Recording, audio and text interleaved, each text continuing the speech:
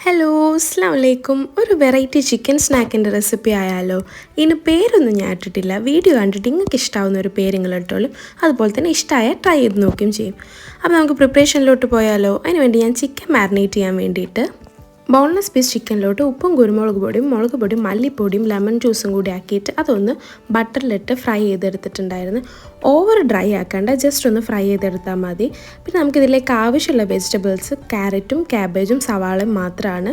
ഇനി നമുക്ക് അതിൻ്റെ ഫില്ലിംഗ് ഉണ്ടാക്കി തുടങ്ങാം. അതിന് വേണ്ടിയിട്ട് ഞാൻ കുറച്ച് ബട്ടറിലോട്ട് ഗാർലിക് ഫൈനലി ചോപ്പ് ചെയ്തതൊന്ന് ഇട്ട് കൊടുത്തിട്ട് അതൊന്ന് റോസ്റ്റായി വരുമ്പോഴത്തേക്കും ഒരു 1.5 ടേബിൾ സ്പൂൺ മൈദ ആഡ് ചെയ്തിട്ടുണ്ട്. വൈറ്റ് സോസ് ഉണ്ടാക്കാൻ വേണ്ടിയിട്ടാണ്.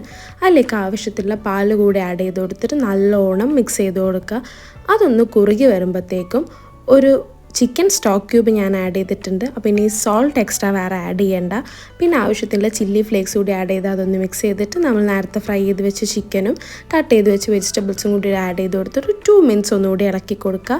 ആവശ്യത്തിന് പെപ്പർ പൗഡറും കൂടി ഇട്ട് കൊടുക്കുക. അപ്പോൾ നമ്മളെ ഫില്ലിംഗ് ഇവിടെ റെഡി ആയിട്ടുണ്ട്. ഇതേ ഫില്ലിംഗ് ഉണ്ടാക്കാൻ ഇത്രേ പണിയുള്ളൂ. ഇനി നമ്മൾ സമൂസ ലീഫ് ഹാഫായി കട്ട് ചെയ്തതിലേക്ക് ഫില്ലിംഗ് വെച്ചിട്ടൊന്ന് റോൾ ചെയ്ത് കൊടുക്കുക.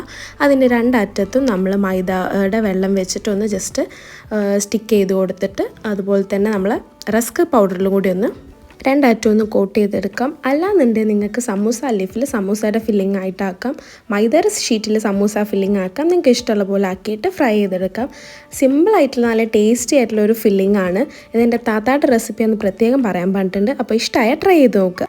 അഭിപ്രായങ്ങൾ കമൻറ്റ് ചെയ്യുക. ചാനൽ ആദ്യമായിട്ട് കാണുന്നവരാണെങ്കിൽ സബ്സ്ക്രൈബ് ചെയ്യുക. വീഡിയോ ഇഷ്ടപ്പെട്ടാൽ ലൈക്ക് ചെയ്യുക.